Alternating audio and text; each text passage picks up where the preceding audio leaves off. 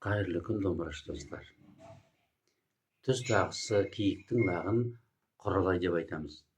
Міне осы сүйкімді құралайдың болмысын, оның табиғаттағы еркін, мынау желмен жарысып жүгірген жүрісін, шабысын суреттейтін күйде көңілді күй, екі бөлімнен тұрады. Осы күйді әуелі мен өз жылдамдығында ойнап көрсетейін, сосын баяу жылдамдықта талдап танитын боламыз.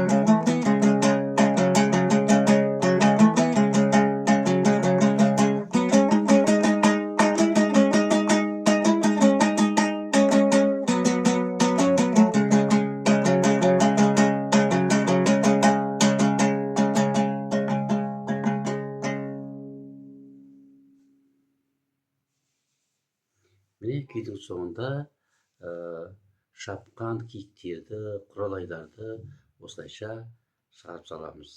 Күйдің өзі солай суреттеп тұр. Енді күйдің кіріспесімен танысайық. Күйдің бастапқы буыны, бастапқы әуені 7 қағыспен алынады. Сосын осы шағын ғана әуен өзін өзі қайталайды. Міне сол кіріспесін ойнап көрсетейін.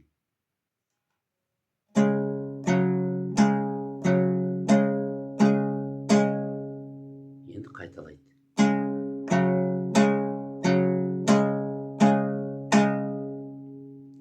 Міне осылай кезек қағыспен, 7 қағыспен ойнап шығамыз. Тағы бір басынан бастап көрсетейін. Мінекей, мынау бірінші нүктедегі пернені басып, бастаймыз.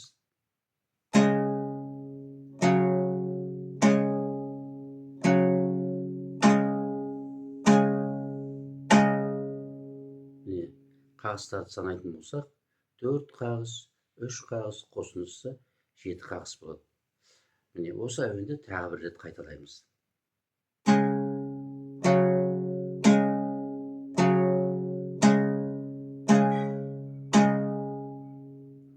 Міне осылай ойнағаннан кейін, енді осы кіріспенің негізгі әуеніне кірісеміз.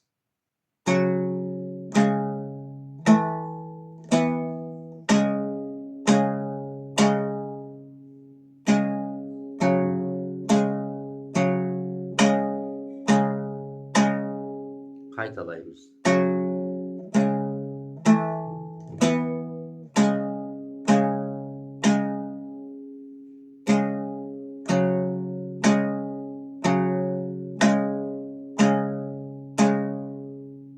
Міне осы кіріспенің әуені 2 буынды әуеннен құралған. Енді соның бірінші буындағы әуенін баяу тартып ойнап көрсетейін. Ашық шектен бастаймыз. Енді үшінші қағысты алғанда екінші саусақпен басамыз да, содан кейінгі дыбысты төртінші қағыспен аламыз. Төртінші саусақпен басып, жоғары қағыспен аламыз. Тағы бір ойнап көрсетейін.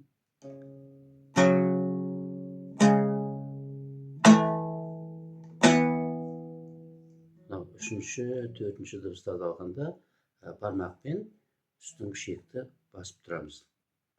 Бұл мынау үстінен санағанда екінші перне. Бірінші перне, мынау екінші перне.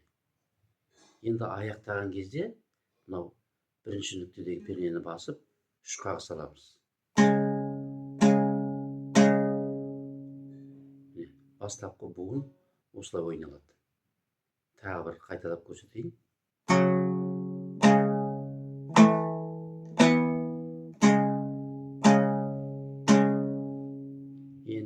екінші буыны бұл бастапқыдағы әуен. Соны осыған қосамыз.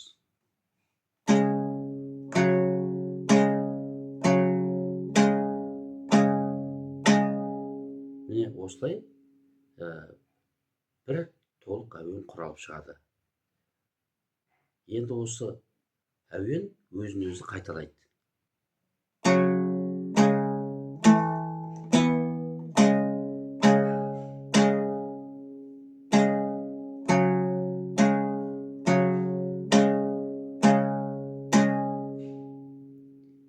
Міне кіріспені бастапқы әуенімен, негізгі әуенімен қосып толық талдап шықтық. Енді тұтастай қалай естіледі екен? Соның тағы бір ойнап көрсетейін. Қосылып отырсаңыздар да болады. Онда тіпті жақсы. Мінекей. Бірге ойнайық.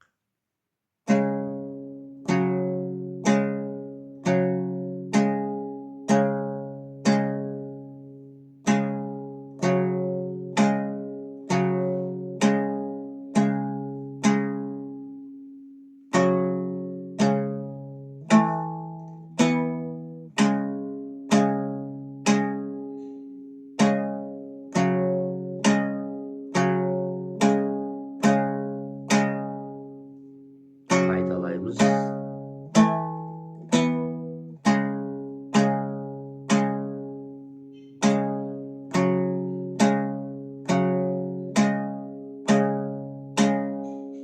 Енді бірінші бөлімнің әуеніне көшеміз. Бірінші тақырып мынау екінші нүктедегі пернеден басталады. Бұл енді 9 тұғыр жаттығу жүйесі бойынша төртінші перне болып саналады.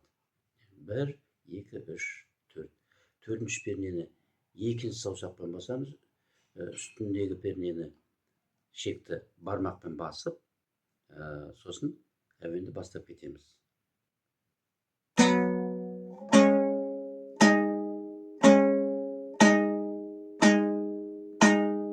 Не? Бастапқы 7 қағысты буын осылай тартылады. Тағы бір қайталап көрсетейін. Мынау бірінші дыбыстан кейінгі келесі дыбысты осы саусақтарды өзгертпестен жылжытып басып ойнап кетеміз.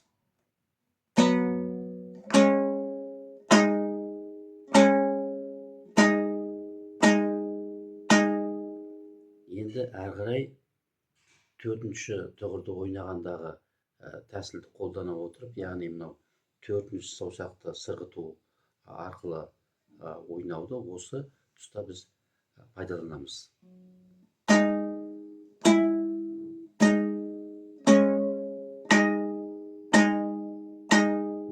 Сөйтеміз де осы әуенді қайталаймыз.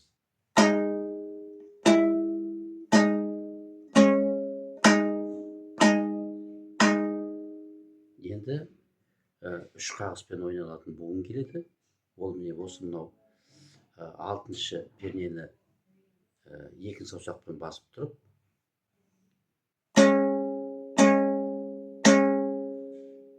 3 қағыспен ойналады. Енді келесі дыбысты да мінекей осы саусақтарды өзгертпестен мынау екінші нүктедегі дыбыстарды басып 3 қағыспен аламыз.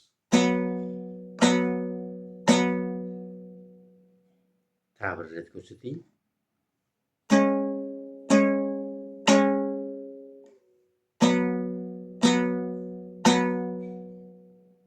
Енді тақырып бұлайша аяқталады.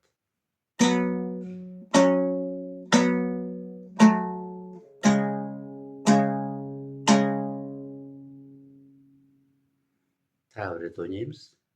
Мына екінші саусақпен бастаймыз. 2, 4, 2, 1. Сосын 3 қағыспен бірінші нүктедегі пернені аламыз.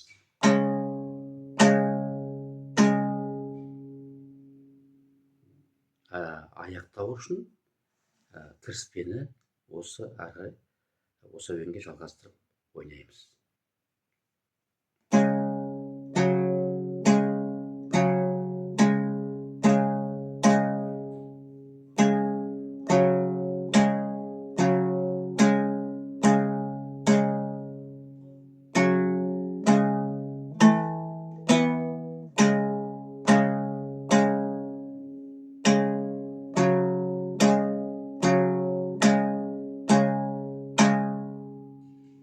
Иә, кіріспелік әуен бұл тұста бір рет қана ойналады. Өзін өзі қайталамайды. Енді осы бірінші бөлімді мынау тақырыптан бастап тағы бір қайталап ойнайық. Тақырып екінші саусақпен басталып ойналады.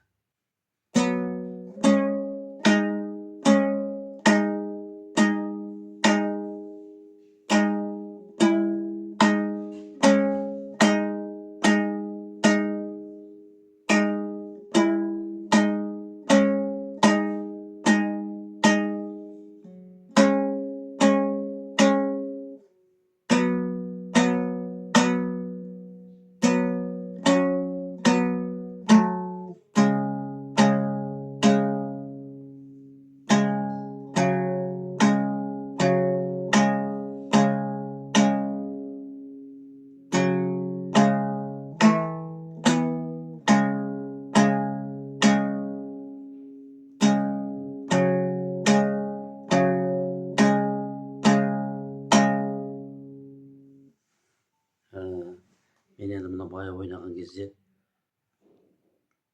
кіріспен ойнаған кезде бір рет қана ойнадым. Негізі 2 рет ойналу керек. Яғни 2 рет ойнаймыз.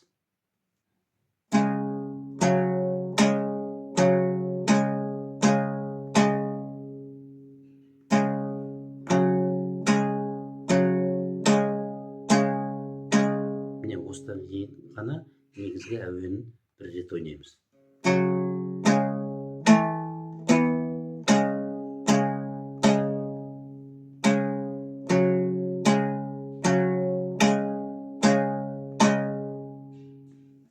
Жақсы, енді басынан бастап кіріспені бірінші бөлімді толықтай баяу жылдамдықта ойнап шығайық.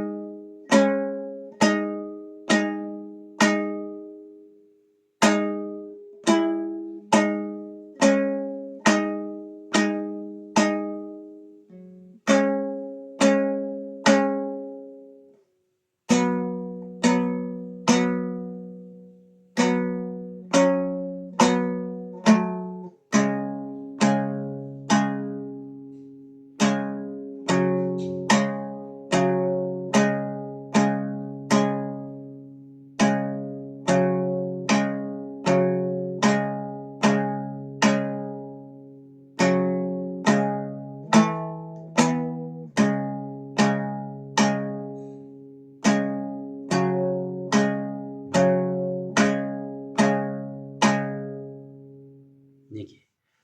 Бірінші бөлімді тұтастай ойнап шықтық. Енді екінші бөлімге түскенде бірден мынау 6-шы нүктедегі пернені басамыз да осы тұста 7 қағыс аламыз. Және де сол 7 қағысты ойын өзін өзі тағы да қайталайды. Енді соны ойнап көрсетейін.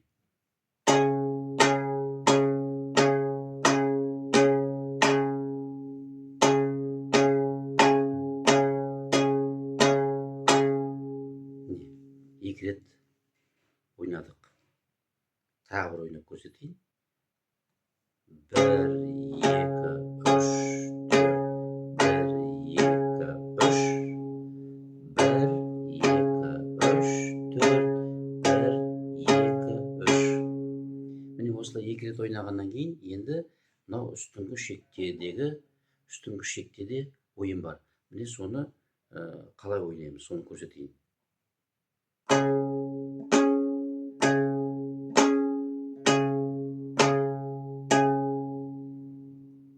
енді үшінші буынның әуені мінекей әуелі ашық шектен басталады, бірақ мынау астындағы дыбысты төртінші саусақпен басып тұру керек. Оны көтеріп қоюға болмайды. Ашық, бірінші саусақ, қайтадан ашық, қайтадан бірінші саусақпен басып ойнау арқылы міне осылай төрт қағыстан кейін үстіңгі ішекті ашып береміз.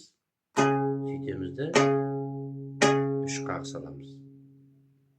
Тағы бір ойнап көрсетейін.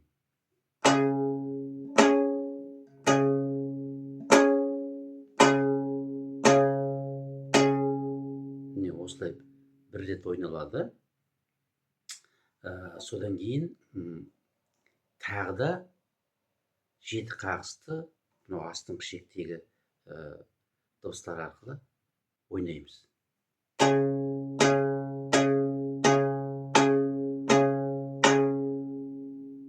Міне, сонда 4 буынды әуен болып шығады. Енді соны тұтастай ойнап көрсетейін. Бірінші буын.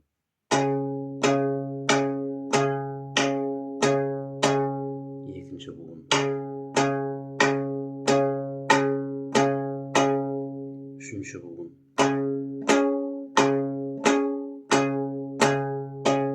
Төртінші буын.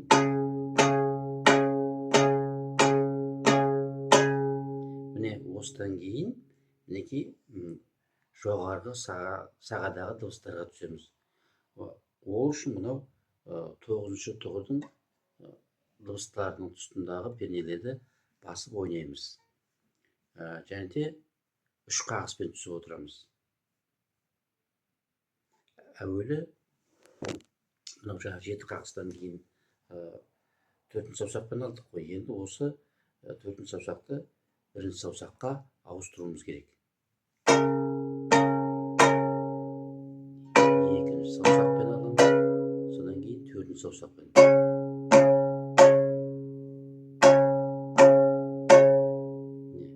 Бұл тұста да мынау осы 4-ші саусақпен ойнаған пернені 2 рет ойнаймыз. Тағы бір ойнап көрсетейін. Бұл 9-шы тұғыр жаттығуындағы перне дыбыстары.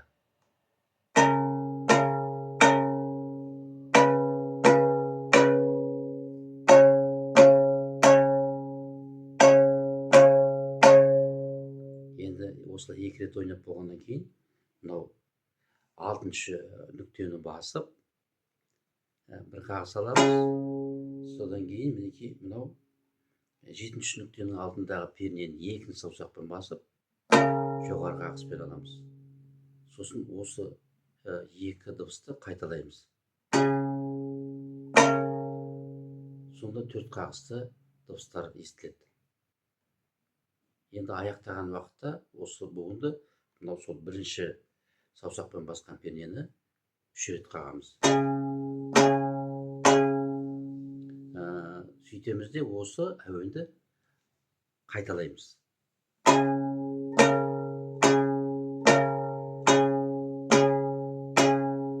Міне осылай 2 рет ойналады. Тағы бір ойнап көрсетейін.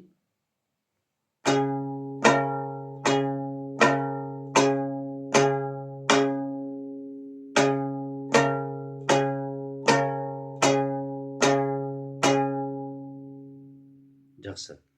Енді осы үлкен сағадағы әуенді тағы бір рет ойнап шығайық. Ол үшін мінекей осы 9-шы тұғырдың тұсындағы мынау 1-ші дыбысынан бастап 1-ші саусақпен басамыз да бастап кетеміз.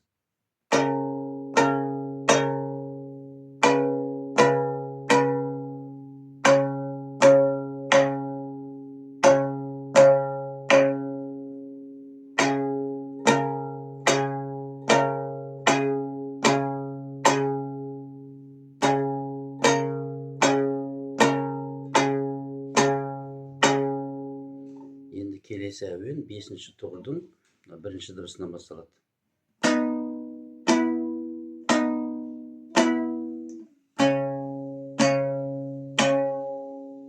4-ші тұғырдың 1-ші дыбысынан аяқталады. Бұл әуен бір рет қана тартылады. Осылай. Мына тұста 2 рет ойнадық қой. Ал мына әуен 1 рет тартылады. Тағы бір қайталап көрсетейін.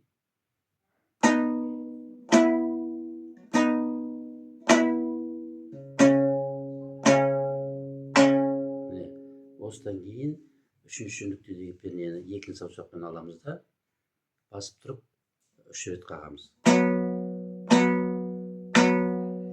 Сосын ашық күйді тағы да 3 қағыс саламыз. Міне, одан кейінгі әуен, міне осы екінші нүктедегі пернеден мынау екінші саусақпен басып тұрып жалғастырып алып кетеміз. Екінші, төртінші, екінші, бірінші саусақ. Сосын аяқтағанда бірінші нүктедегі пернені 3 рет қағамыз. Міне осылай аяқталады. Екінші бөлім мінекей осылай тұтас ойналып, мынау алғашқы пернеге барып тоқталады. Енді тұтастай бір ойнап шығайық. Бастағанда мынау 6-шы нүктедегі пернеден бастаймыз. 7 қағыспен басталады.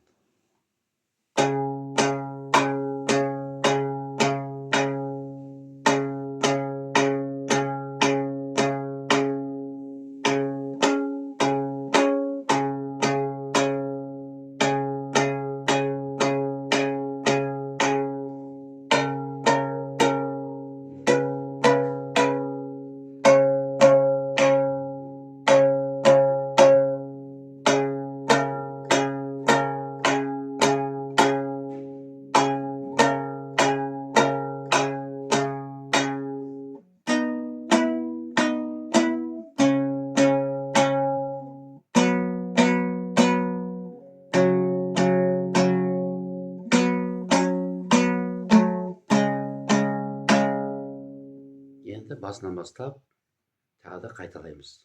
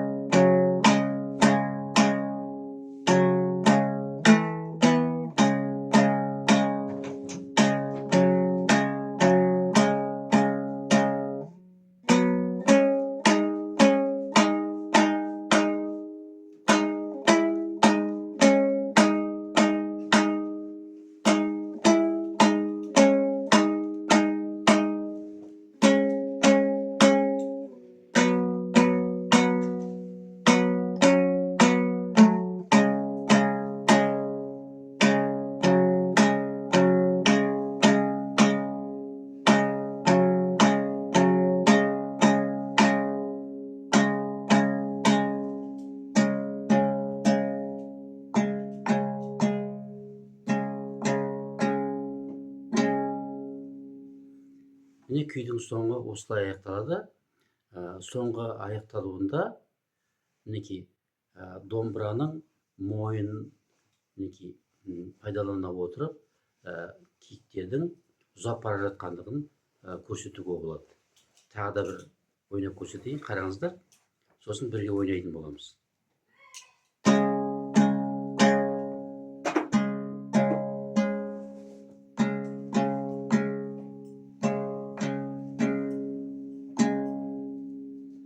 Міне 3 қағыспен 4 рет ойнағаннан кейін 5-ші қағысты, соңғы қағысты бір ғана қағып жібереміз. Ал енді бірге ойнайық.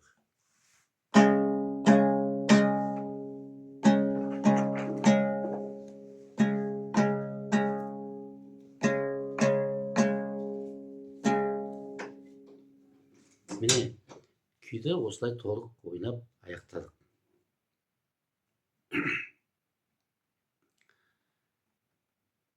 Келесі жаңа күй үйренуге дейінгі уақыт аралығында көңіл күйлеріңіз жарқын болсын, сау саламатта болайық. Осы күй ұнаған болса, әрине лайк басуды да ұмытып кетпеңіздер, қолдап отырыңыздар. Сау болыңыздар.